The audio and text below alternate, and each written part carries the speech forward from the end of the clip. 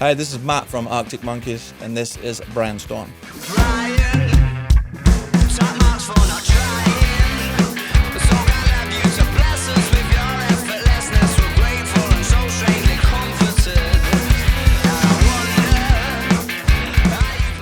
Favorite Worst Nightmare was the second record, so we were quite eager to get in there quickly and like follow up the first one, because I think we were sort of in danger of trying to like live off that forever.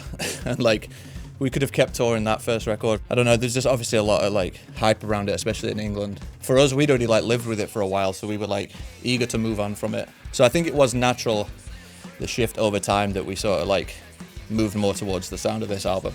Again, a lot of it with us came down to like ability and what we were capable of. We had less limitations by that point because we just had more shows under our belt and we could play our instruments a bit better and we could like achieve these ideas a bit easier.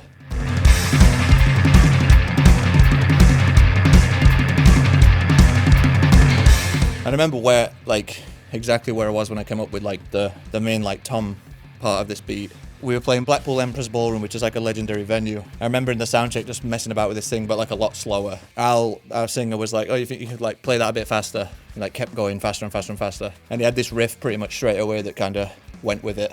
This is the part that is commonly played incorrectly by people, which, you know, I'm not talking. I'm just like a lot of people do the constantly playing. Mine bit, there is sort of it's almost like a swung rack tom, but it's so fast that you can't really tell. So I think everyone is forgiven for thinking it's constant. I don't know if I did that on purpose necessarily when I first made it up, but I think it's because it started at that speed and that sounded like a cool rhythm. And then for the song, we just needed it to be faster. I just kept it that way.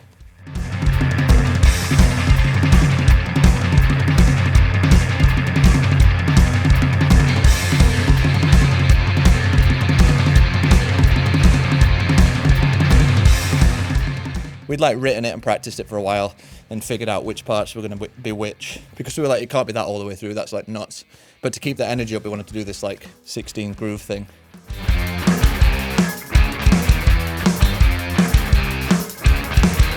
I think at that time, this music was like being played in clubs. When we were going out as like 17, 18-year-olds, the club where we used to go, it'd have like a Motown room, a rock room, and a pop room.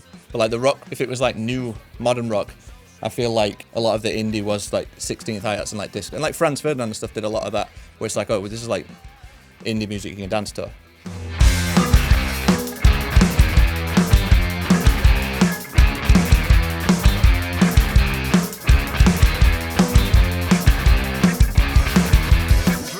And just a reminder that we have an exclusive breakdown of Brianstorm inside the Drumeo platform. There'll be notation on screen. You'll get to practice along with an instructor at slow and medium tempos. And once you've learned the grooves and fills, you even get to practice along with Matt himself. So if you want to check it out, the link is down in the description. You can try it out for free. And with that, let's get back to the video.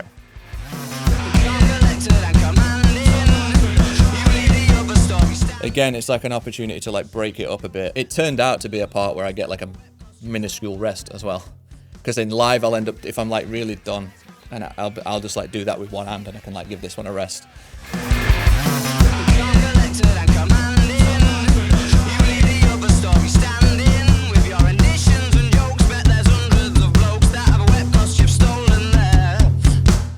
And when it came to record it, it's like, oh, we want to do it to a click, so I think it'll like benefit from that. And I just remember it being like a really hard day. And then afterwards, everyone went for a drink. Like that was the celebration that I'd got like that takedown. So yeah, I'll never forget that one.